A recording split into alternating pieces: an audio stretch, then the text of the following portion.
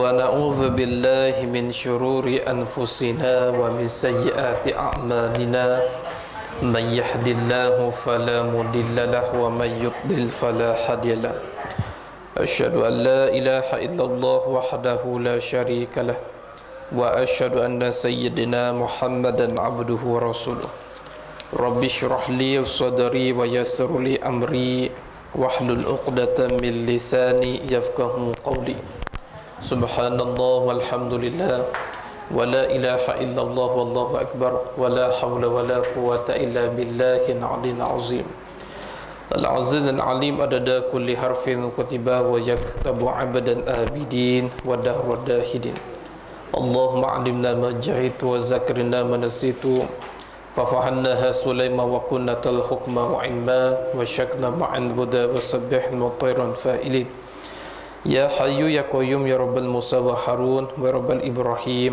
ورب محمد صلى الله عليه وسلم اللهم ارزقنا الفهم والعلم والحكمة والعقل والحفظ برحمتك يا الراحمين اللهم فقهنا في الدين وعلمنا التأويل اللهم صل على سيدنا محمد وعلى آله وصحبه أجمعين أما بعد Alhamdulillah, bersyukur kita kepada Allah Subhanahu Wa Taala dengan mengucapkan Alhamdulillahirabbil alamin. Salawat dan salam ke atas baginda dengan ucapan Allahumma salli ala sayyidina Muhammad wa ala ali sayyidina Muhammad. Moga-moga kita semua pada pagi ini insya-Allah dimuliakan oleh Allah Subhanahu Wa Taala. Amin ya rabbal alamin. Alhamdulillah, syukur kepada Allah Taala. Pagi ini Allah Taala izinkan kita bertemu di dalam sesi majlis ilmu yang cukup barakah, yang mana semoga majlis ilmu ini dapat memberi kekuatan keimanan kita, dapat kita amalkan. Yang paling penting, apa yang kita usaha ini Allah Ta'ala catat sebagai kebaikan dan dibawa ke dalam syurga nanti insyaAllah. Amin ya rabbal alamin. Alhamdulillah, pertemuan kuliah duha kita yang mana diminta oleh Ustazah berapa kali Ustazah? Minggu ketiga setiap bulan hari Sabtu minggu ketiga kan? Ustaz bercadang nak bawa satu kitab nipis saja. Nama kitabnya Pengingatan Muslimin bagi Asyrati As-Sa'ah Akhir Zaman. Kitab ni lebih kepada membicarakan tentang akhir zaman, ataupun boleh dikenali sebagai kitab hari kiamat lah. Tapi kitab ni agak sesuai pasal kitab ni ringkas, padat dan bertajuk. Dan dia akan bawa tajuk Imam Mahdi, Dajjal dan cuma bahasa Jawi lah. Boleh? Rumi Ustaz cuba cari tapi masih tak jumpa. Ataupun Ustazah ambil yang ni, Ustazah nak beli lain ataupun Ustazah nak putus step pun boleh. Rumi, kita cuba tengok phone Ustaz ambil bateri lah. Cuba tengok, rasa Rumi ni Pengingatan Muslimin, karangan dia Haji Wan Ali Anjambui. Ataupun Ustazah nak pegang dulu kitab ni boleh? Ustazah ambil yang ni. Ada, Ustaz ada. Cuma Ustaz bawa contoh ni, sama ada nak photostat. Dia kitab ni sesuai pasal dia nipis saja kitab ni. Kitab Ustaz dah ada tapi dah hancur dah kitab Ustaz dah. Berapa kali khatam kan jadi masjid sampai hancur. Tapi kitab ni bagus. Kitab ni jarang nak baca sebab kitab ni Allah, kitab lama kan. Ada jumpa? Cuba tengok. Nak itu Jawi. Nanti Ustaz cuba tanya dekat. Kalau tak ada tak apa, photostat je yang tu sambil-sambil kita belajar. Boleh Baik. Untuk hari ini insya-Allah kita masuk kepada mukadimah pengajian kitab kita, iaitu kitab yang baru. Nama kitabnya Pengingatan Muslimi bagi Asyrati As-Sa'ah. Lebih kepada membicarakan tentang asyrat, tentang hari akhir zaman. Yang mana kitab ini dikarang oleh Al-Hajj Wan Ali Al-Jambui. orang selatan Thailand lah, orang sebelah Fatani. Ada satu syair, insyaallah, qala mu'allim rahimahullah ta'ala wa nafa'ana bi ulumihi wa ulumina fi darain amir balim. Kata syair Muhammad Saleh Mangkabau, dalam kitab ni dia bawa satu syair mengenai kaitan kitab yang kita nak baca ni lepas ni. Dia bawa satu syair, apa dia? Syair daripada Muhammad Saleh Mangkabau, satu orang yang hebat. Siapa yang menaruh risalah ini seperti dengan Dajjal duduk berjauhi. Hendaklah baca tiap-tiap hari, jangan kurang 7 kali sehari.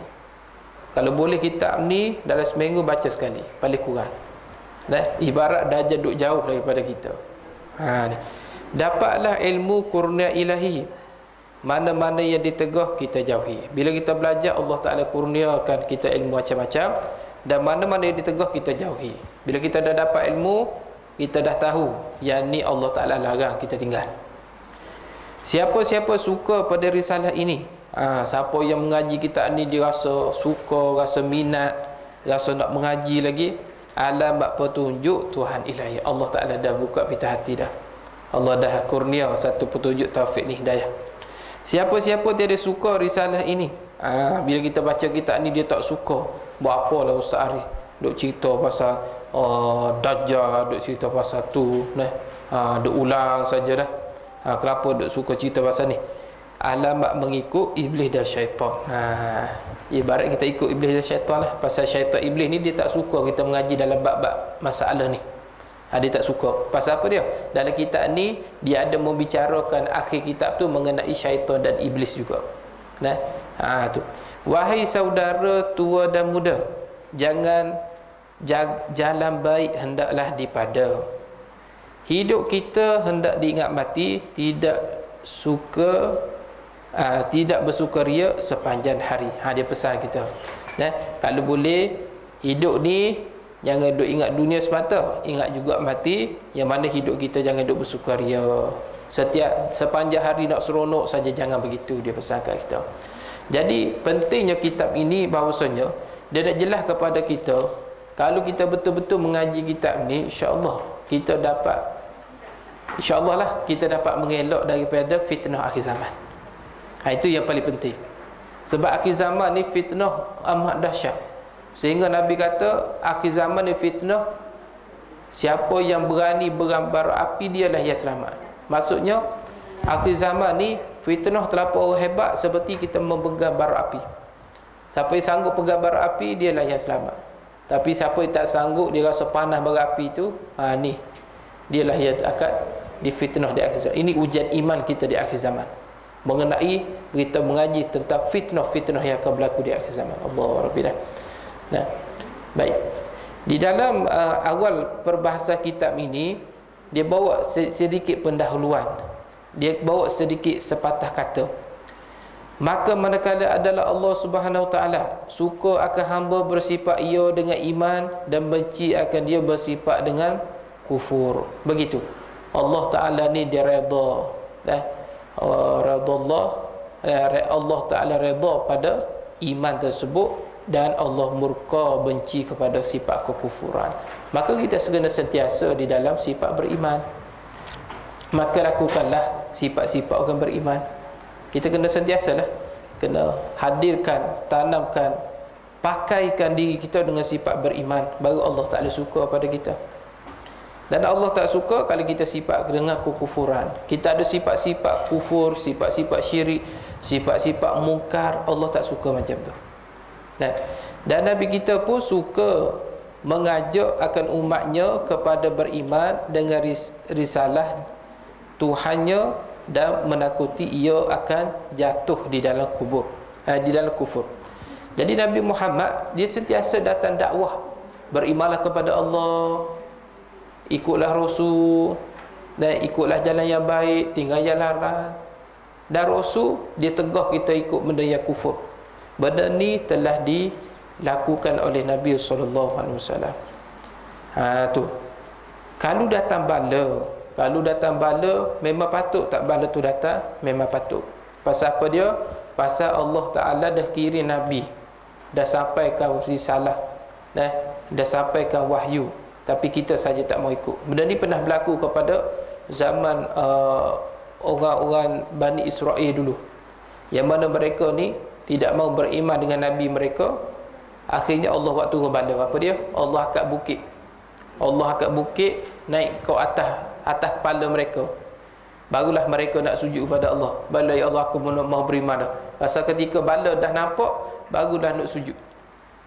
Sambil sujud, sambil tengok atas. Sebab tu amal orang Yahudi ni macam ni. Dia sujud di pipi. Dia hanggut-hanggut kepala. Pasal sejarah yang pernah kita belajar tafsir dulu. Jangan sampai begitu. Jangan sampai Allah buat turun bala, barulah kita nak beriman. Allah turun bala tu memang kritikal lah. Pasal kita tak mau beriman dengan Allah. Pasal apa dia? Pasal Allah dah utuh Nabi, utuh Rasul, berimanlah, bertakwalah. Tapi sebab kita ingkar tak mau, Allah turun bala, maka kita tak boleh nak salahkan Tuhan lah. Memang patut kita kena terima bala, pasal kita tak mau ikut kepada Allah. Ni Allah Rabbi. Dan segala-gala Nabi yang lain pun mengikut juga, suka mereka itu sampai kepada kaum puak mereka akan risalah Tuhan, dan menasihat kepada mereka akan jalan yang baik yang mengesakan Allah Ta'ala. Nabi-Nabi lain pun, semua Nabi-Nabi dibangkitkan, semua mengajak kepada mengesa kepada Allah Subhanahu Wa Ta'ala. Nabi Ibrahim ajak umat dia esa kepada Allah. Nabi Daud esa kepada Allah. Nabi Nuh ajak umat dia esa kepada Allah. Nabi Musa ajak umat dia esa kepada Allah. Apa dia? Nabi Ibrahim, Nabi Zakaria, Nabi Ayub, apa dia lagi? Tu Nabi Muhammad. Semua Nabi-Nabi diutus untuk mengajak esa kepada Allah Subhanahu Wa Ta'ala. Di mana? Dan dia sentiasa menasihati umat dia dan meninggalkan bersekutu Tuhan, dan bersekutu. Mudah-mudahan mereka itu dapat rahmat daripada Allah Ta'ala. Jadi kalau kita sentiasa terima nasihat, kita pun bagi diri kita, maka kita mendapat rahmat daripada Allah SWT. Dia bawa sikit patah kata. Hamba pun berasa ingin juga membentangkan akal diri, walaupun hamba bukan ahli bagi demikian. Kemudian musannif kata, kerana menyungguhkan agama Allah Ta'ala dan Nabi kita SAW, beri pengingatan kepada saudara-saudari, mengajak akan mereka kepada jalan yang betul dan beriman teguh.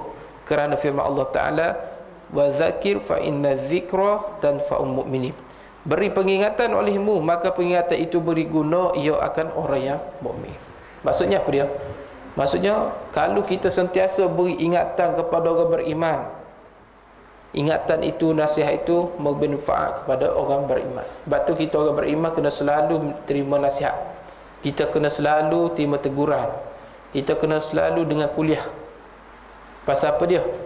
Bila kita selalu terima nasihat, dia ibarat seperti pohon yang sentiasa menerima air hujan. Pokok dia hebat macam mana pun dia berbuah, dia kena terima air hujan. Dia kena ada air hujan. Kalau air hujan tu tak ada, maka pokok pun tak akan tumbuh, tak akan berbuah. Nak katanya apa dia? Pentingnya pohon menerima air hujan. Begitulah iman kita, pentingnya nasihat untuk menumbuhkan iman di dalam diri kita. Maka orang yang suka terima nasihat, dialah yang dapat banyak manfaat. Macam ibu-ibu rahmati Allah yang hadir pada pagi ni, ibu-ibu terima nasihat, terima pengajaran, terima ilmu, maka banyaklah manfaat dalam kehidupan kita akan dapat. La yu'minu ahadukum hatta yuhibbu li akhihi ma yuhibbu li nafsihi. Tidak ada iman yang sempurna oleh seorang kamu hingga suka dan kasih ia bagi saudaranya.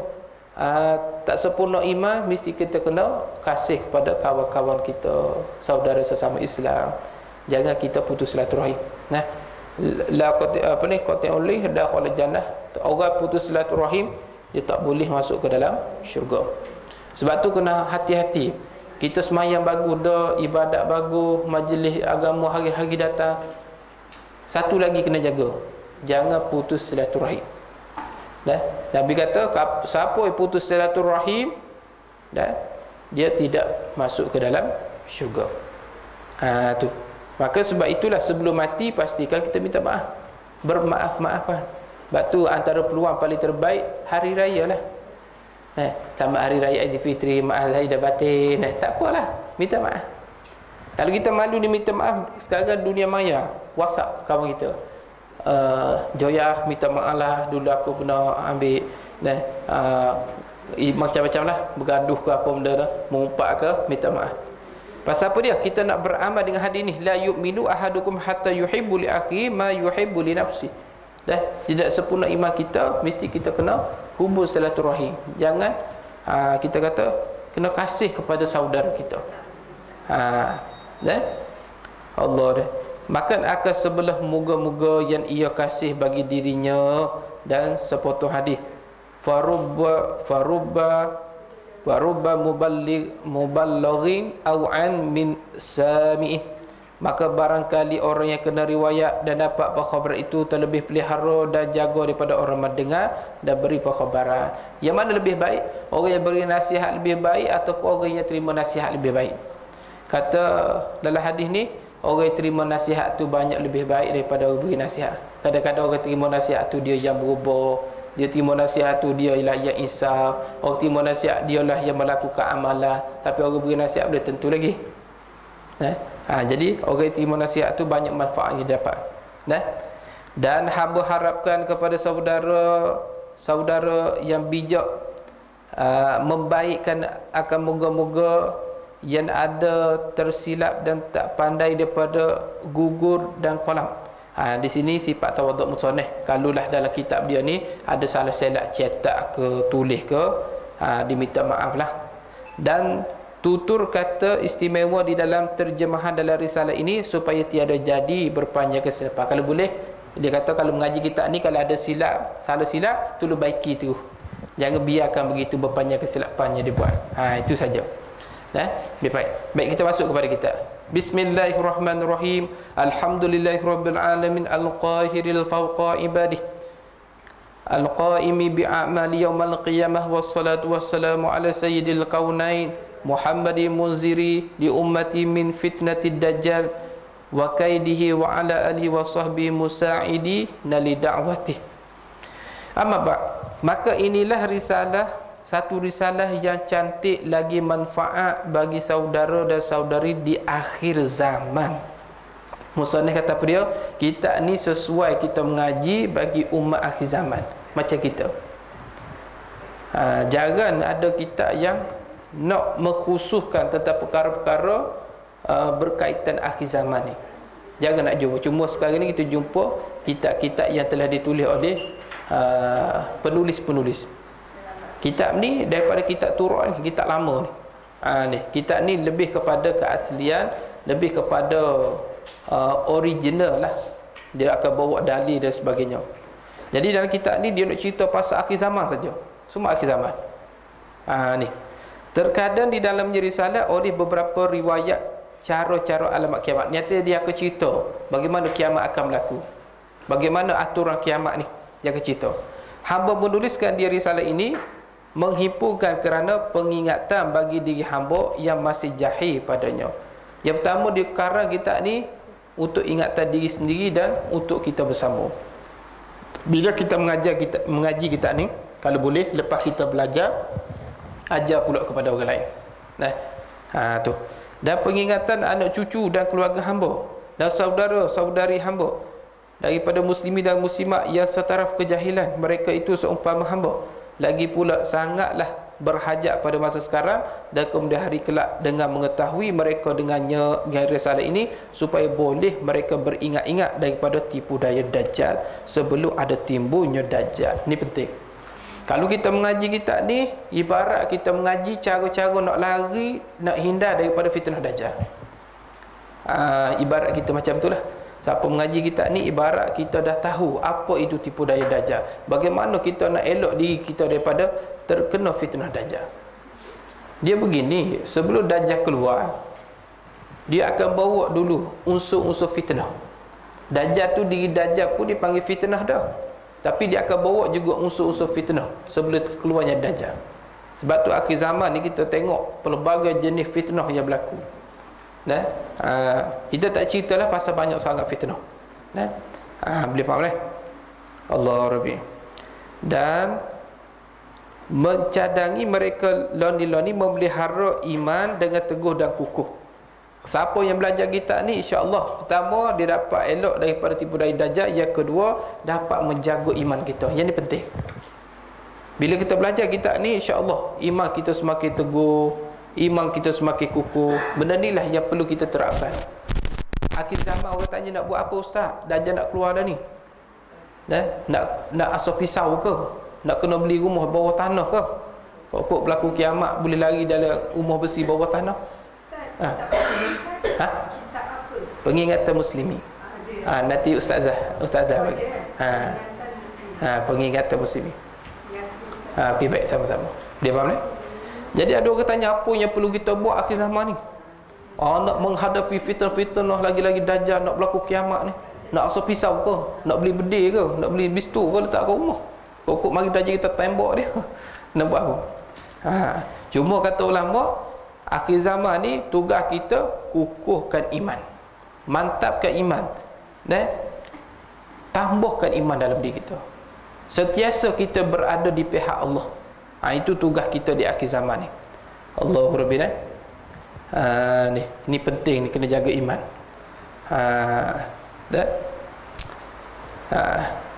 Dan bersegera mereka itu dengan beradu dan berhenti daripada maksiat. Apa yang perlu kita buat akhir zaman ni? Yang pertama, jaga iman, mantapkan iman, isi iman dengan agama, isi iman dengan amal.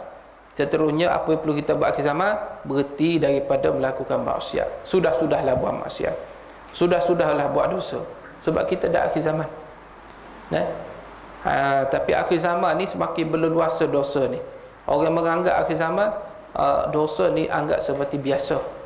Dosa besar dianggap seperti dosa kecil. Itu fitnah akhir zaman tu. Orang tidak hirau lagi tentang dosa pahala ni. Ni bila tu zaman kita lah, orang tak hirau dah dosa pahala, bersentuh antara lelaki dan perempuan dan sebagainya. Ni maka berhentilah kita, beradulah, stoplah daripada melakukan dosa, serta membasuh mereka akan diri mereka dengan taubat. Kita nak hapus dosa dengan apa? Dengan taubat. Ini kena buat. Akhir zaman ni kena banyak taubat, kena banyak bersih diri kita pada dosa, berhenti daripada maksiat. Maka taubatlah. Ini tugas kita sebelum mati. Tugas kita sebelum mati dan tugas kita sebelum berlakunya kiamat. Kena taubat. Sebab kita ni pasti ada kesilapan kan. Mesti ada dosa, tak kira lah dosa kecil ataupun dosa besar, mesti ada dosa. Maka tugas kita bersihkan daripada dosa tersebut dengan jalan taubat. Kita menyesal, kita tinggal perkara tersebut, dan kita tak ulangi lagi perkara tersebut.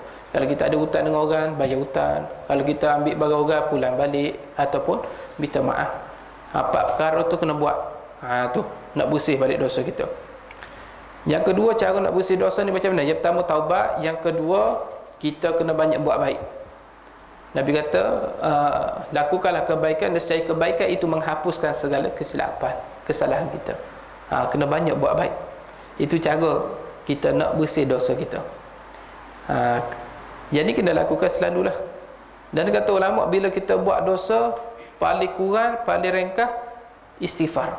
Astaghfirullahalazim. Paling ringkas istighfar. Itu paling mudah. Pasal apa dia? Supaya bila kita buat dosa terus beristighfar, supaya Allah Ta'ala tak catat segala dosa kita pada buku amalan. Sebab ulama mengatakan, kalaulah kita bersegera bertaubat selepas melakukan dosa, Allah Ta'ala tak catat dosa tersebut dalam buku amalan. Betul, ada juga setengah ulama kata, setiap dosa yang kita buat 6 jam lebih kurang macam itulah, barulah dicatat dosa tersebut. Pasal apa dia? Allah Ta'ala tahu mungkin hamba-Ku ini, Allah beri peluang mungkin nak bertaubat, mungkin kejap lagi dia nak berubah. Sebab tu Allah Ta'ala tak catat lagi. Tapi kalau pahala, buat baik, niat saja, dapat ada pahala. Allah catat dah. Ni. Jadi dosa inilah yang menghalang kita masuk dalam syurga. Dosa lah yang menyebabkan kita masuk dalam neraka. Dosa lah yang menyebabkan kita ni menjadi pengikut dajjal. Dosa lah menyebabkan kita kena makan fitnah akhir zaman. Dosa lah. Puncak mereka dosa. Maka hapuslah dosa kita, bersih dosa kita daripada kesilapan. Ni. Yalah, kita ni bukan Nabi, kita bukan Rasul. Nabi maksum. Tak apalah, kita ni cak ayam. Kita cak ayam ni dosa banyak. Maka tiap-tiap hari berhajat kepada taubat. Tu. Dan Allah suka kalau kita sebanyak taubat pada dia. Allah suka. Mengadu dekat dia, ya Allah, aku ni banyak dosa. Allah suka macam tu. Daripada orangnya duk rasa diri dia lebih baik daripada orang lain. Iaitu bahaya. Ini perangai syaitan. Syaitan dia rasa diri dia lebih baik daripada orang lain. Adapun kita, biarlah kita rasa hina, biarlah kita rasa banyak dosa, iaitu lebih baik. Pasal itulah lebih mendekatkan diri kepada Allah. Kita duk mengadu dengan Tuhan, yang tu Allah tak ada suka. Nah, jadi tugas kita akhir zaman ni kena buat bersih dosa daripada dosa-dosa tersebut.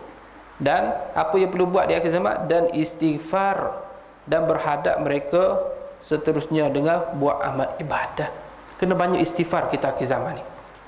Pada kurang astaghfirullahalazim allazi la ilaha illa huwal hayyul qayyum wa atubu ilaihi. Itu panjang sikit. Nah, istighfar, minta ampun dengan Allah Taala, itu tugas kita. Seterusnya berhadaplah mereka seterusnya dengan berbuat amal ibadat kepada Allah Taala dengan tidak lengah-lengah. Akhir zaman ni dia tak boleh dak lengah-lengah dak buat amal.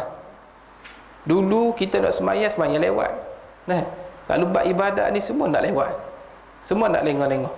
Kalau buat dunia cepat pula. Tu. Akhir zaman nak buat amal kena segera. Bila azan masuk waktu solat, kalau boleh segerakan dapat takbiratul ula. Tu. Kena segerakan buat amal ibadat. Itu tugas kita akhir zaman ni.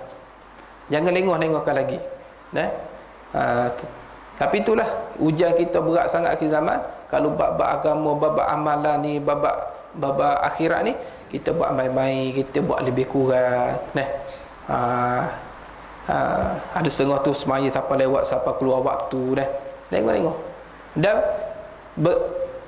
kecepatan lengah ini akan memberi kesan ketika kita meniti titian sirat. Kata ulama, meniti sirat ni ada meniti dengan keadaan macam kilat. Betul tak? Dia akan meniti sirat seperti lajunya seperti kilat. Ada lagi laju meniti sirat seperti orang yang deras berlari. Ada lagi seperti lajunya seperti kuda yang berlari. Seperti ribut dan sebagainya. Ada setengah tu lintas sirat dengan berjalan kaki. Lambat cepat meniti sirat bergantung amalan kita buat atas dunia. Kalau kita jenis berlambat-lambat beribadah, lambatlah berjalan titian sirat. Kalau kita jenis bersegera melakukan amal, suka buat amal cepat-cepat, tak lengah-lengah, maka cepatlah kita akan meniti sirat akhirat esok. Ni dia memberi kesan kepada akhirat esok. Sebab tu nak buat amal soleh, nak buat baik, jangan duk fikir dua kali. Ada setengah orang nak sedekah, nanti saya istiqarah dululah. Nak bersedekah istiqarah lagi. Nak buat baik ni punya main perbincangan, buat mesyuarat sana mesyuarat sini. Susah sangat ke nak buat baik. Kita jangan tunggu orang buat baik, jangan. Nak buat baik kita dulu mula. Jangan tunggu orang. Dia tu tak mula lagi, dia malas. Jadi gitu. Jangan begitu. Kalau nak buat baik, segera. Apa bentuk kebaikan, segera. Nak sedekah, segera. Contoh sedekah lah. Biasa sedekah lah. Contoh, kita rasa nak sedekah. Tengok dalam kocek, ada beberapa keping duit. Ada warna biru, ada warna hijau, ada warna merah, ada warna nak purple-purple tu . Bila tarik tu, tarik hot purple. Masa tu agak-agak nak segera ke tangguh dulu. Biasa istiqarah dululah. Istiqarah dululah. Nak begitu. Segeralah tuan-tuan ambil saya tarik yang mana dapat sajalah. Tu baru hebat tu. Tarik tu tengok apa masuk sajalah. Tarik tu biru, lagi baulek tu. Rupanya hok RM1 tu dia nak terima lah. Dia kena begitu akhir zaman ni. Akhir zaman kena segera ibadat. Tak boleh tangguh-tangguh, tak boleh lengah-lengah. Ni Allah Rabbina. Dan meneguh dan menangguh. Maksudnya jangan menangguh lagi. Nak buat sesuatu jangan tangguh-tangguh. Nak taubat segera, jangan tangguh-tangguh. Nak buat amal ibadat, janganlah kita angan-angan. Ada setengah tu ibadat hanya bermusim. Mari musim rajin-rajin. Masjid nampak rajin datang. Kalau tak dia malah. Muka pun tak nampak, kelas pun tak nampak. Pasal apa dia? Malah. Jangan ibadat bermusim, jangan begitu. Ibadat kena rajin. Tiap-tiap hari kena rajin ibadat. Jangan bermusing. Tu Allah. Sebab apa dia? Setiap ibadat yang buat kita dalam keadaan rajin, itu lebih menguntungkan kita di akhirat esok. Tak rugi pun kalau kita buat ibadat. Jangan lengoh-lengohkan lagi. Tu. Ada setengah ni ibadat musing, bermusing. Oh, musing ni rajin dia dah. Pasal apa dia? Pasal apa dia datang kelas? Pasal apa dia suka datang masjid? Pasal ada kambing golek. Jadi rajin nak pergi. Tapi kalau tak ada kambing golek, tak ada apa dah. Ada majlis lancar bulan sedekah, oh dia tak pergi.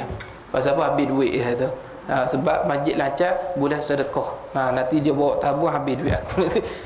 Jangan begitu. Ibadat ni jangan bermusing. Tu. Dan hamba namakan dia kitab ini Pengingatan Muslimi bagi Asyrati As-Sa'ah Akhir Zaman. Nama kitab ni Pengingatan Muslimi, pengingatan bagi orang Islam bagi asyraf tentang asyarat alamat-alamat akhir zaman. Itu nama kitab ni.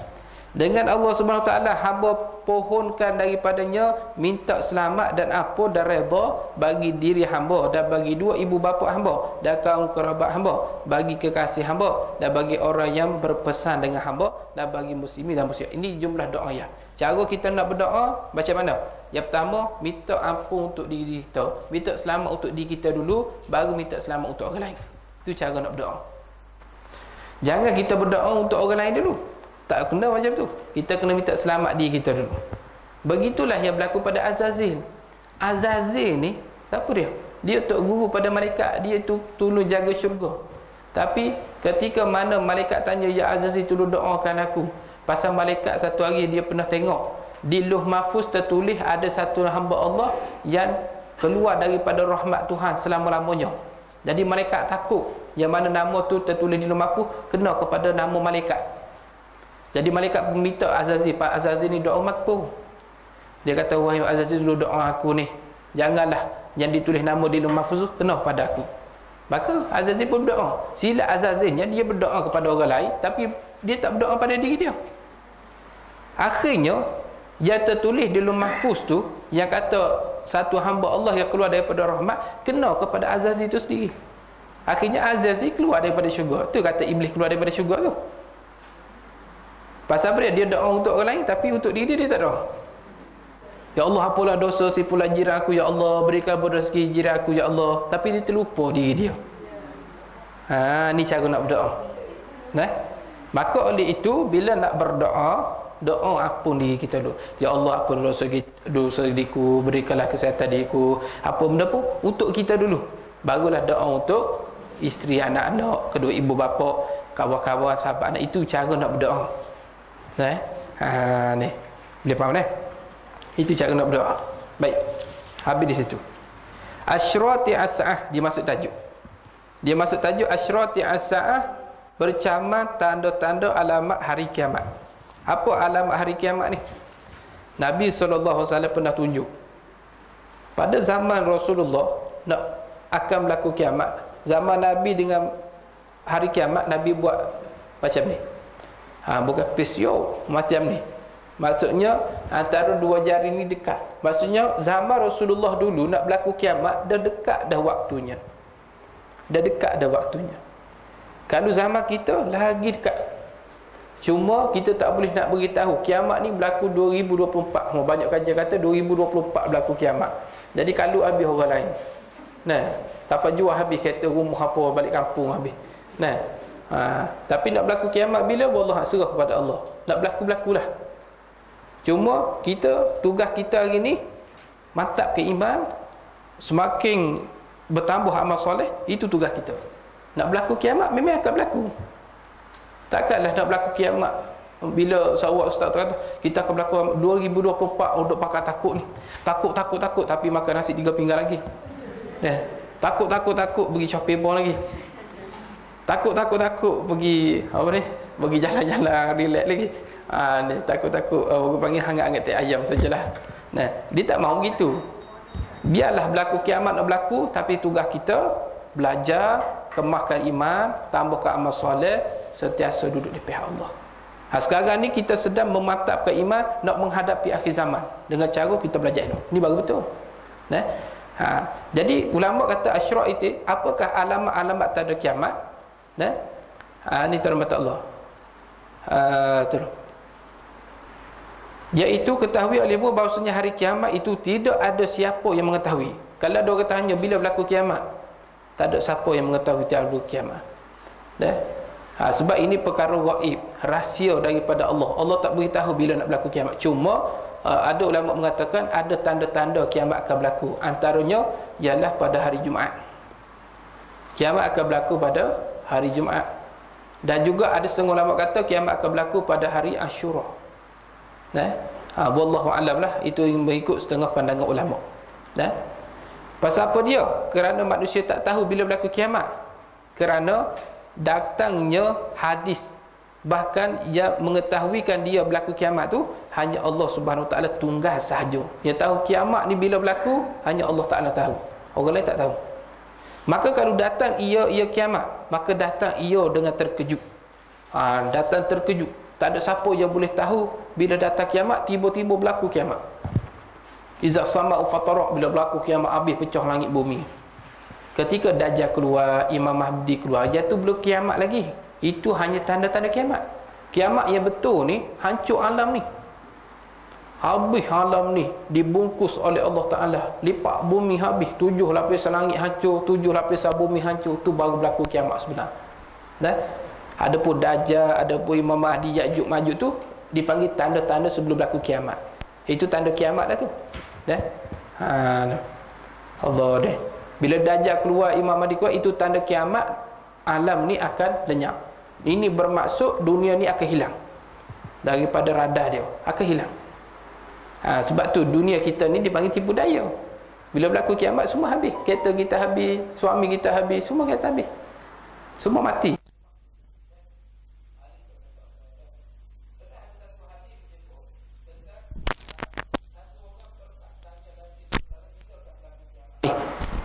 Maka disebut dalam satu hadis, wa yas'alunaka 'anil as-sa'ah ayyana mursaha qila innama ilmuha 'inda rabbi la yajliha liwaqtiha hingga la ta'tikum illa baqtatan. Sedang tanya oleh ahli Mekah, satu orang ahli Mekah datang jumpa Nabi, tanya pasal bila nak berlaku kiamat ni. Orang ahli Mekah pernah tanya Nabi. Tu. Kemudian Nabi SAW kata apa dia? Allah Ta'ala kata, wahai Nabi, kamu jawablah, yang mengetahui ni hari kiamat bila nak berlaku hanya Allah Subhanahu Wa Ta'ala. Mungkin Nabi tahu, tapi Nabi tak disuruh untuk beritahu. Dan wallahu a'lam lah. Cumanya yang mengetahui betul-betul berlaku kiamat ni hanya Allah Subhanahu Wa Ta'ala. Allah Rabbina. Tu Allah dah. Akan tetapi ada baginya kiamat dua alamat. Ingat, alamat sugra, alamat kubra. Kiamat ni ada dua alamat saja. Alamat sugra, alamat kecil. Yang kedua alamat kubra, alamat besar. Dan kedua alamat ni setengah daripada barang yang wajib diiktikad dan beriman dengan jalan sam'iyat, artinya riwayat Quran dan hadis. Kita wajib percaya adanya hari kehancuran, hari yaumul qiyamah, hari kebinasaan. Jadi wajib kena percaya. Dia termasuk daripada rukun iman yang keenam. Kalau kita tak percaya berlaku kiamat, boleh jatuh kufur. Boleh jatuh kufur pasal dia termasuk rukun iman yang keenam. Percaya yaumul qiyamah, percaya pada hari kiamat, hari penghabisan, hari huru-hara dan sebagainya. Wajib kena percaya. Allah Rabbina, dia faham ni. Dan alamat sugra, dia bawa alamat sugra yang pertama, alamat kecil. Dia nak cerita alamat kecil dulu. Nanti dia akan bawa alamat kiamat yang besar. Apakah alamat kiamat kecil?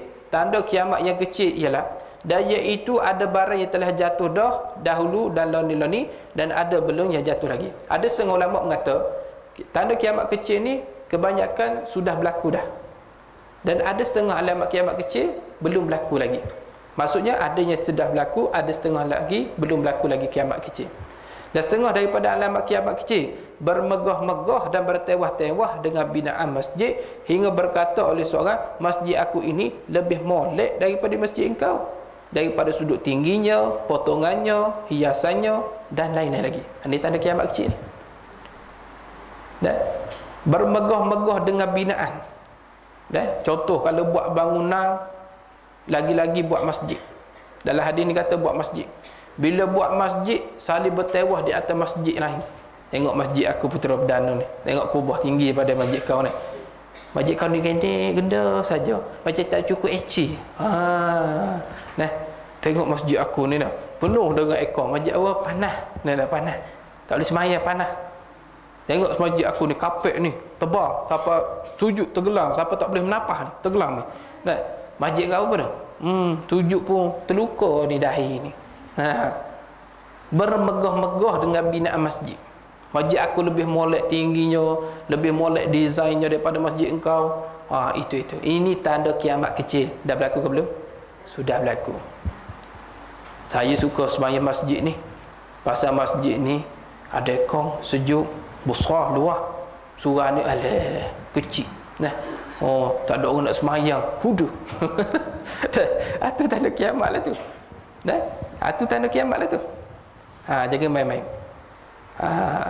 Allah. Sehingga wujud pertandingan masjid mana lebih bagus, lebih cantik, lebih mewah, lebih gah, lebih moden, lepas tu dapat anugerah. Ini juga tanda kiamat.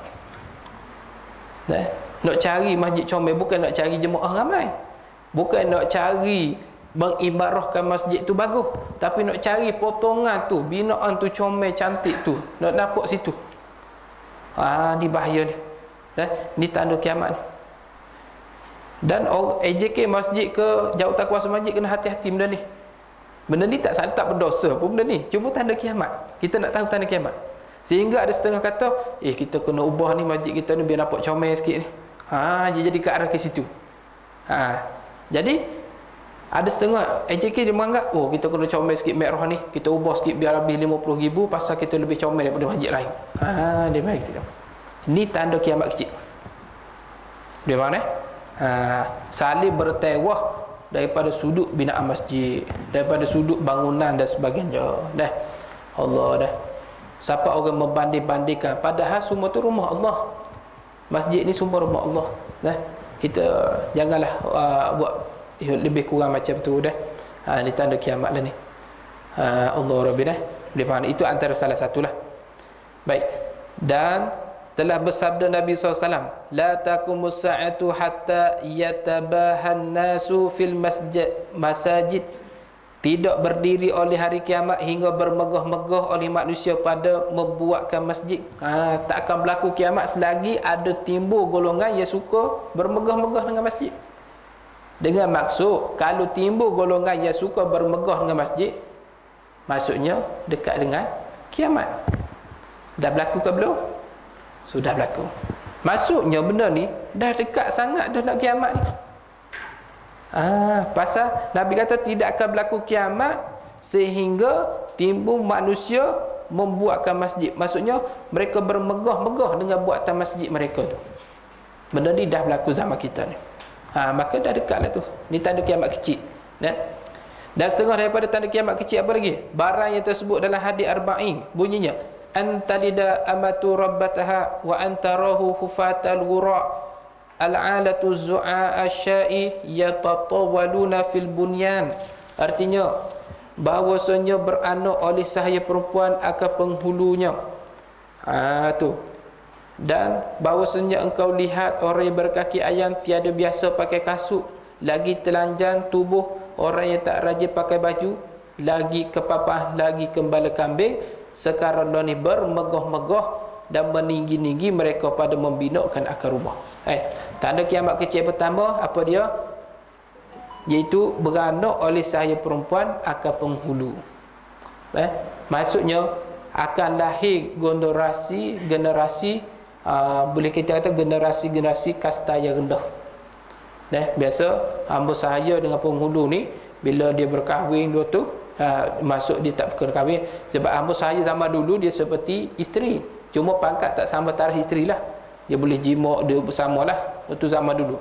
Maka banyak lahir golongan-golongan ni lah. Dia kata beranak oleh sahaya perempuan akan penghulunya. Ramai lahir golongan-golongan yang bawahan ni. Yang kedua, tanda kiamat kecil, engkau lihat orang berkaki ayam. Maksudnya orang susah. Dulu dia susah, akhir zaman ni jadi senang. dia pada kaya, dia pakai kereta mewah, dia jadi umur besar. Contoh yang berlaku di bumi Arab. Orang Arab dulu dipanggil Arab Badui, macam Arab orang asli lah. Dia macam orang Arab asli. Dia dulu kerja penggembala kambing, kaki ayam. Zaman dulu mana pakai kasut Adidas. Dulu orang Arab dulu susah menggembala kambing. Tapi tengok orang Arab sekarang ni, tengok di Dubai, bermegah-megah dengan binaan bangunan dia, bermegah dengan rumah dia. Orang Arab mari kalau pergi ke Dubai, dia orang ni tak pakai kereta macam kita ni cak-cak ayam ni. Paling kurang BMW, Porsche, McLaren. Pergi kat Dubai ni, pergi kat Mekah Arab Saudi, semua nak toke-toke minyak, jadi kaya raya. Ni tanda kiamat ni. Asalnya dulu berkaki ayam, menggembala kambing, akhirnya sekarang bermegah dengan kekayaan, dengan binaan. Jadi kata ulama, kalau nak tahu tanda kiamat dah berlaku ke belum, tengok di bumi Arab. Tengok orang Arab dah berlaku penuh tanda ni. Benda ni sudah berlaku. Ni tanda kiamat kecil dah berlaku dah ni. Ni Allah dah. Orang Arab ni kaya betul. Dia orang mana pakai kereta, sehingga taksi pun pakai kereta mewah, Lexus dan sebagainya. Kita Lexus ini anggap macam ni, kalau lalu kot Masjid Perdana rasa macam biskut Mary Cicah Hetel kemam semakut ni tu. Pakai Lexus ni, tu barulah dia pergi masjid. Di Dubai Lexus ni untuk taksi saja, untuk Grab car saja. Kita di sini BMW kita rasa hebat, Mercedes lah. Sana tak layang benda-benda ni. Sana Ferrari sana. Nak katanya dulu mereka ni orang susah menggelapkan ni. Akhir zaman nanti tak ada orang dah nak menggelapkan kambing, pasal semua dah kaya-kaya dah. Ni akhir zaman ni. Jadi benda ni sudah berlaku dah. Sudah berlaku. Dan berapa ramai zaman sekarang ni orang susah berubah jadi orang kaya. Dulu kalau susah sampai ke mati susah. 7 keturunan hidup susah. Orang dulu. Zaman sekarang dah usaha lebih sikit, daripada susah jadi jutawan. Berapa ramai yang jadi founder-founder jutawan ni asal daripada orang susah. Allah Rabbi dah. Ni akhir zaman ni. Benda ni berdosa tak berdosa, jumpanya akhir zaman. Ingat situ, akhir zaman. Dan setengah daripada tanda alamat kiamat yang kecil, seperti barang sabda Nabi SAW. Nabi kata dalam riwayat Tirmizi, inna min asyrati as-sa'ah an yurfa'al ilmu wa yazharul jahlu wa yafshuz zina wa yashrabul khamru wa yaksuran nisa'u wa yakillar rijalu hatta yakuna li khamsina imra'atan qayyimun wahidun. Ni tanda kecil kiamat ni. Sesungguhnya setengah daripada tanda kiamat itu bahawa diangkatkan ilmu dengan mati orang alim. Ni tanda kiamat.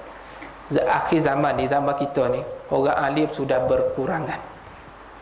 Allah Ta'ala cabut ilmu daripada orang alim ni dengan maksud bukannya Allah Ta'ala cabut ilmu tu seperti cabut rumput sekali dengan akar tu, bukan cabut begitu. Allah cabut ilmu orang alim dengan cara Allah matikan orang alim tu. Bila mati orang alim tak ada. Sebab ilmu ni dia tak boleh mewarisi dengan keturunan, tak boleh. Walaupun dia tok guru, walaupun dia ustaz, walaupun dia tu ulama, tapi kalaulah anak dia tu tak belajar agama, ilmu tu tak boleh turun warisi macam tu. Kok mana pun ilmu kena usaha walaupun dia anak tok guru.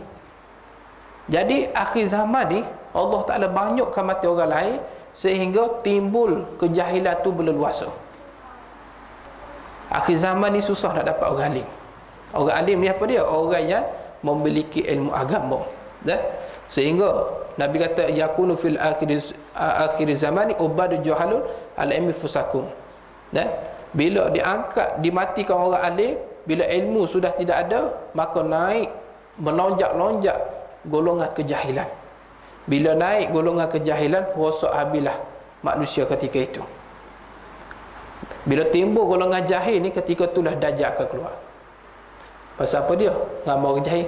Dan orang jahil ni banyak pengikut Dajjal. Ni. Sehingga Nabi kata yakunu fil akhir zaman ubadu juhadu ilmu fusakun. Akhir zaman nanti, kamu akan tengok ramai orang yang sembahyang, ramai orang buat ibadat, dia sembahyang bagus, masjid bagus, kuliah bagus, tapi sayangnya jahilun, mereka sembahyang dalam keadaan jahil, pergi haji dalam keadaan jahil, pergi umrah dalam jahil. Pasal apa dia? Ulama dah mati dah, tak ada orang nak mengajar.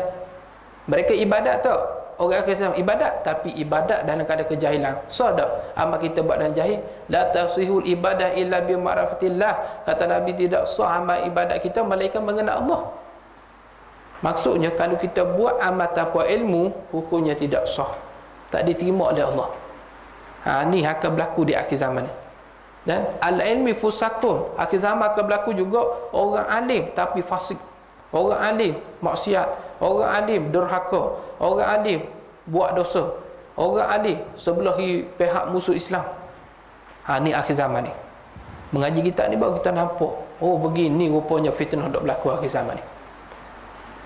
Jadi paling penting ni. Sebab itulah tugas kita sekarang cari orang alim, belajar betul-betul dengan orang alim. Sebelum Allah matikan orang lain, orang alim, menyebabkan tak ada ilmu kita nak belajar, akhirnya semua dalam keadaan jahil. Bila beramal dalam keadaan jahil, maka timbullah generasi kejahilan. Maka ketika itulah Allah Ta'ala buat datang Dajjal, difitnah, akhirnya jadi pengikut Dajjal, na'udzubillah, mati dalam keadaan maksiat. Ni sebab itulah kalau ada orang alim, pergilah mengaji, pergilah belajar. Tapi sayangnya hari ni kita tidak rebut peluang orang alim ni. Orang alim ni dia tak lama. Sebab tu kita dengar berita kan, Tok Guru tu dah mati, Tok Guru ni dah mati. Nak cari balik level Tok Guru tu agak susah. Dan anak murid yang belajar Tok Guru tu, contoh Tok Guru tu memiliki ilmu 100%. Dan kalau dia ajar anak murid dia sudah berkurang, ngadah. Anak murid dia mesti dia dapat ilmu Tok Guru tu lebih kurang 80% saja daripada 1% ilmu Tok Guru. Okey, bila Tok Guru dah mati, tinggallah 80% anak murid tu. Maka anak murid lain belajar dengan anak murid tu. Asalnya 80% daripada guru tu. Kemudian dia ajar pula anak murid dia, turun hanya lebih kurang 60% saja. Lepas tu mati pula Tok Guru ni. Akhirnya ilmu semakin kurang, akhirnya jahil timbul. Bila jahil timbul, maka rosaklah alam ni. Rosaklah. Maka manusia buat ikut suka saja dalam hidup ni, maka rosak segala agama dan sebagainya. Apa? Timbul daripada golongan kejahilan. Ni bahaya ni. Ni akhir zaman ni. Dan zaman kita ni tak ramai minat belajar agama. Akhir zaman ni orang lebih suka belajar ilmu-ilmu yang mendatangkan duit, ilmu-ilmu dunia pekerjaan. Tapi bila belajar agama ni lebih tok mari asal mengatuk saja duduk melalak dan dah buka mata pasal pagi kan. Tapi kalau bab dunia ni, gini discussion 2 jam tak apa. Tapi kalau bab agama ni, jadi orang tak minat. Maka di sinilah yang menyebabkan timbul banyak golongan jahil ni, rasa tak minat nak belajar tu. Tu. Dan antaranya lagi tanda kiamat, dah banyak orang yang berzina. Ni akhir zaman ni kata setengah ulama, ramai yang berzina. Lagi-lagi perempuan kena hati-hati masalah perzinaan. Dan anak zina lah yang kebanyakan menjadi pengikut Dajjal. Zina ni apa dia? Zina ni mudah kita faham, orang yang tidak mahu bertanggungjawab tu maksud zina. Kalau dia ni tidak mahu berzina, boleh kata Allah, kalau kamu nak dapat nikmat, boleh diikat dengan perkahwinan. Kahwin tu ikat daripada tali 2, ikat sipu jadi 1. Bila ikat, maka wajib kena bertanggungjawab. Nikmat dapat, okey aku beri kamu tanggungjawab. Orang berzina ni dia tak mau tanggungjawab tu bagi berzina. Dan kalau kita jumpa satu orang yang sudah berzina, kita kena panggil pezina. Jangan panggil orang yang menjual maruah diri dah. Kalau kita mengguna bahasa yang lembut, contoh orang berjudi. Orang berjudi ni orang yang bersuka bersedekah. Kalau guna bahasa tu jadi orang minat berjudi. Kalau orang berjudi, kaki judi, selesai. Kaki zina, selesai. Jadi orang tak buat benda tu. Akhir zaman banyak orang berzina, sehingga nak kata banyak orang berzina ni, sehingga menjadi satu pekerjaan perzinaan.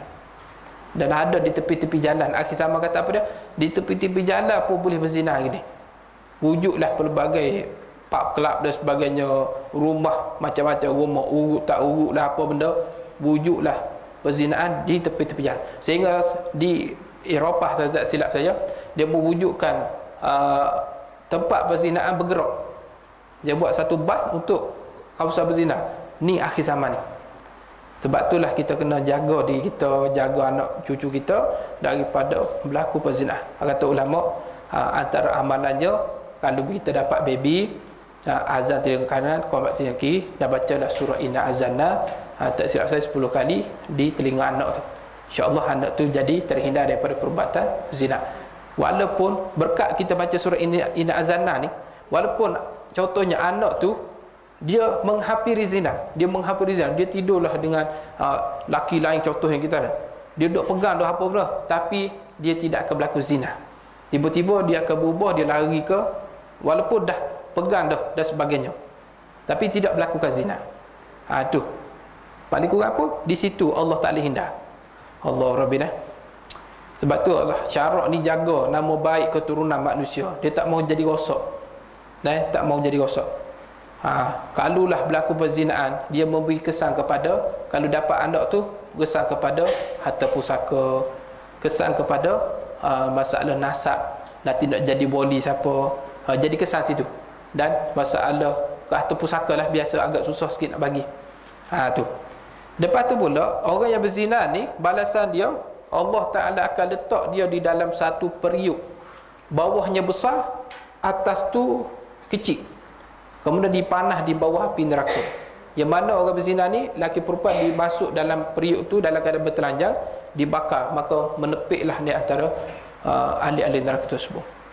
Kenapa diazab seluruh badan? Pasal seluruh badan ketika itu dia berzina mendapat nikmat seluruh badan, dan begitu juga dimasukkan api neraka, seluruh badan akan rasa seksa. Dia jadi balas macam tu. Allah Rabbina. Maka usahalah kita daripada perzinahan. Maka hindarilah anak-anak kita daripada benda-benda yang boleh mendekati. La taqrabuz zina. La taqrabu, jangan menghampiri zina. Diri hampir zina pun tak boleh. Bercakap berdua-duaan, bersetu, tak ada ikhtilat dan sebagainya. Kita biar saja anak kita bergaul dengan siapa-siapa. Hari ni saya rasa takut tuan-tuan, ibu-ibu dan mati Allah. Saya rasa takut bila ibu-ibu rasa bangga anak kita berkasih dengan jantan tak tahu ke mana. Kita tanya, Aisyah, siapa tu? Kamu bukan? Ni Pak Aisyah mak. Ada setengah mak dia bangga. Ada mak ni dia bangga macam tu. Anak aku dah ada Pak Abu, dia bangga. Padahal benda itulah mendekati zina. Sebab itulah kita kena jaga anak kita ni perempuan. Kalau betul-betul lah nak bagi anak kita kahwin, kalau anak kita dah dapat peringkat nak kahwin betul, beri dia kahwin tu. Jangan beri dia masuk untuk dia berkenalan ke, main-main dengan mana-mana orang ke, lengah-lengah ke masa dengan berfoya-foya dengan tak apa. Ni bahaya akhir zaman ni. Sebab itulah ulama kata akhir zaman ni kalau boleh nak ikat anak isteri kamu, ikatlah kat rumah dengan tali ke, jangan bagi dia keluar. Bila dia keluar, dia rosak. Akhir zaman macam tu. Sekali dia keluar, boleh mendata 1000 kerosakan pada diri dia. Allah takut kalau akhir zaman ni, takut. Macam-macam fitnah boleh berlaku ni. Allah. Sebab itulah kita nak hindar ni anak-anak kita daripada, jangan beri dia buku-buku ataupun telefon, video-video, tontonan yang tak sepatutnya. Kita kena kontrol situ. Daripada rumah lagi kita kena kontrol. Kalau kita tak kontrol, benda ni lah kadang-kadang boleh menimbulkan perzinahan. Hari ni, dunia hari ni tanpa batas. Dulu terbatas. Kenapa dipanggil dunia tanpa batas? Hari ni, walau kita duduk dalam rumah, orang boleh tahu kita buat apa dalam rumah. Pasal ada dunia live. Yang dahsyat lagi, kita kena takut anak kita dalam senyap, dia orang duduk dalam bilik, dia buat live. Live tonton kepada orang lain, main TikTok lah apa benda lah, nak dapat view banyak, sanggup buat menjatuh maruah diri dan sebagainya. Dia ramai. Kita kena rasa takut benda ni. Sebab tu Nabi kata, banyak orang melakukan zina tanda kiamat kecil. Akhir zaman ni banyak buat zina. Zina mata, zina kaki, zina tangan. Ni, kena rasa takut. Maka saya sarankan satu benda je kena jaga. Kalau boleh anak kita telefon, kalau boleh jangan bagi lagi. Kalau beli telefon yang macam main game ulat tu. Yang 3-3-10 macam tu saja. Jangan beri telefon yang canggih yang ada gambar apa semua, jangan. Dia tak ada keperluan apa lagi. Keperluan dia biasa call, mesej tu saja untuk kita berhubung dengan dia. Budak ni dia tak ada urusan penting. Dia nak bisnes apa budak lagi. Nah. Kan nak beri. Allah ni, telefon tu bahaya. Zaman sekarang ni fitnah paling besar telefon. Nah, jangan bagi anak kita ni guna, lagi-lagi anak tu kecil. Ini untuk nasihat diri saya sendirilah. Sebab kita pun ada anak masing-masing. Nah. Dan antara kiamat kecil sikit lagi dah, sikit. Ini. Dan diminumkan arak dengan kacurnya. Di tanda kiamat. Arak ni berleluasa dah akhir zaman.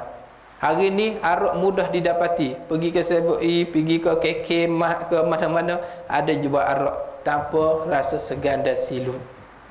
Nak beli air soya, tepi tu arak. Tepi arak sikit ambil air soya. Mudahnya dapat arak hari ni. Dan hari ni arak menjadi perhias pesta. Kalau tak ada arak tak seronok, pesta tak menarik. Ni akhir zaman ni. Dan kita kena jaga juga anak kita daripada mencuba minat arak. Jangan cuba minat arak ni. Sedap tak arak ni? Tak sedap? Tak boleh try. Maksudnya sedap lah. Kalau tak sedap, dia orang tak minum. Satu benda yang haram, semua sedap. Babi. Sedap tak makan babi? Tak sedap? Tak pernah try. Maksudnya sedap lah tu. Dia orang duk makan tu pasal dia sedap. Kalau benda tak sedap, tak makan. Kita pun tak makan benda tak sedap tu. Jadi benda yang diharam oleh Allah kebanyakan semua sedap. Berzina sedap, makan babi sedap, arak sedap, apa lagi? Isap dadah main kaya-kaya pun sedap jugalah. Minum air ketung cabut ubat batuk pun sedap. Pasal sedaplah dia orang ni buat benda yang haram. Jadi benda yang ni Allah Ta'ala tangguh. Okey, arak boleh orang iman nak minum, tapi dalam syurga Firdaus nanti. Arak ada dalam syurga Firdaus, sungai arak. Jadi Allah tangguh dulu. Dan sedikit lagi, dah banyak perempuan dan sedikit orang lelaki. Yang ni jelas. Tanda kiamat kecil apa dia? Banyak orang perempuan, sikit orang lelaki. Sehingga ulama kata nisbah akhir zaman 50 perempuan, 1 lelaki. Sikit lagi orang lelaki ni, minta maaf cakap, orang lelaki ni dia jadi macam pupuh macam tu. Nah, orang lelaki ni dikejar 50 perempuan. Nak keluar ke rumah kena pakai mask, nak keluar ke rumah kena pakai baju sweater tebal ni, warna hitam, tak mau nampak ni. Keluar nanti diterkam oleh perempuan. Jadi begitu. Akhir zaman, tahu kan? Akhir zaman orang lelaki-lelaki pergi buat khianat perempuan, betul? Bukan. Biasa kita dengar orang lelaki pergi khianat perempuan, itu biasa. Akhir zaman perempuan pergi tangkap lelaki-lelaki. Dia pergi buat kerja tak elok, dia pergi dalam sembok sambung, dia buang lelaki-lelaki dalam longkang. Nah, kesian lelaki-lelaki itu. Nah. Yang ni pernah berlaku. Tak silap saya di Thailand ke di mana ni. Nah. Telah dicabuli, dia giri perempuan oleh siapa yang dicabur ni? Saya lah dicabur. Awak kan lelaki? Yalah saya dicabur. Siapa yang buat? Perempuan yang buat. Oh, boleh tu pun dah heran dah. Tapi ni akhir zaman, nak buat macam mana? Ni akhir zaman. Allah dah. Sehingga diberanakkan perempuan lebih ramai daripada lelaki. Memang betul. Kalau kita perasan anak-anak kita dah ramai di hospital, pergi cek hospital. Siapa ada bahagian klinik ke ada? Doktor ke dah? Bahagian hospital. Tanya. Dalam bab bidang tu, yang tahun ni, minggu ni, anak bayi laki-laki ke lebih ramai ataupun bayi perempuan lebih ramai? Cuba tanya dia. Nak kata ramainya perempuan, bukan akan datang. Sekarang ni pun, perempuan lebih ramai daripada lelaki. Tengok dunia pekerjaan. Sektor pekerjaan. Banyak dikongkok oleh perempuan. Betul? Dalam sektor kerajaan banyak dah perempuan masuk. Dalam sektor swasta banyak perempuan. Sehingga tempat pam minyak pun orang lelaki ni tak ada kerja. Orang lelaki tak ada kerja. Orang perempuan yang jadi cashier perempuan, yang tolong isi pam minyak perempuan, yang angkat barang pun sekarang ni perempuan. Semua perempuan. Orang lelaki tak ada kerja dah sekarang ni. Allah dah. Dan hari ni nak tengok perempuan ramai pergi demo. Bila kita pergi demo dah, tengok sini pekerja perempuan, sana perempuan. Siapa berjalan tu tersepak perempuan juga. Jadi nak kata ramainya perempuan. Maka akhir zaman ni banyak dilahirkan anak perempuan daripada anak lelaki. Nak salah ke Tuhan tidak, ni nak berdosa ke begini tidak. Cuma nak beritahu alamat akhir zaman. Benda ni dah berlaku belum? Sudah berlaku. Ni. Dia faham dah? Allah Rabbil. Dah. Habislah setakat situ dulu. Dia faham dah? Dan setengah daripada alam kiamat barang di dalam hadis Tirmizi begini bunyinya. Nanti kita akan cerita lagi tentang banyak lagi tentang tanda kiamat kecil dan tanda besar. Kalau boleh carilah kitab ni. Jangan ustazah tu ada, cuma nak photostat pun boleh, nak cari kat kedai pun boleh. Macam mana ustazah nak settle kitab ni? Macam mana nak settle pasal kitab ni? Ustazah boleh beli? Okey, ustazah beli. Tanya ustazah apa-apa pun rujuk pada ustazah pasal kita. InsyaAllah nanti kita akan sambung pada bulan depan. Wallahu ta'ala bisawab. Ada soalan nak tanya insyaAllah? Boleh? Ada? Semua faham boleh. Okey. Haram. Ada masalah vape ni begini. Ada setengah mengatakan rokok tu fatwa tu haram. Ada juga setengah mengatakan haram juga minum vape ni. Pasal dia kena dia mengambil kaedah memberi mudarat. Memberi kesan. Apa-apa yang menjejaskan kesihatan kita, memberi kesan yang tak buruk, maka ditegur oleh syarak. Sama hisap rokok. Walaupun vape tu dalam bentuk kita kata apa? Elektronik. Tapi benda tu kalau ikut klinikal kajian, macam mana kata pakar, fatwa pun dia akan rujuk pada pakar juga. Dia akan kata isap rokok ni apa kesan dia. Pakar pun kata akan kesan kepada paru-paru, akan beri benda ni. Disebab itulah memberi kerosakan badan lah ditegur oleh syarak, menyebabkan rokok pun haram kita isap dan sebagainya. Jadi apa-apa benda yang memberi kesan pada diri kita ditegur dalam syarak. Ini antara perkara yang perlu kita jaga ialah nyamuk kita. Dalam syarat kata wajib kena jaga nyamuk. Bila kata wajib jaga nyamuk, pelihara daripada perkara yang boleh mendatang kerosakan nyamuk tersebut, ataupun mendatang kerosakan pada tubuh badan. Tak boleh isap dadah, rosak badan tak? Rosak badan. Tak boleh makan racun. Tak boleh kita seperti makan isap rokok. Rokok yang diharuskan ni rokok zaman dulu. Macam rokok daun tu. Ada pokok sekarang ni dah campur nikotin, tembakau dah campur dengan racun macam-macam lah. Tak tahulah racun apa, menyebabkan fatwa kata haram. Yang kata ustaz kata tak haram tu boleh isap tu pasal ustaz tak isap rokok. Masalah sekarang saya tak isap rokok. Saya pegang fatwa tu. Yang tak isap rokok, pandai-pandailah. Soalan seterusnya. Jelas yang tu? Ada lagi? Okey. Tak apa.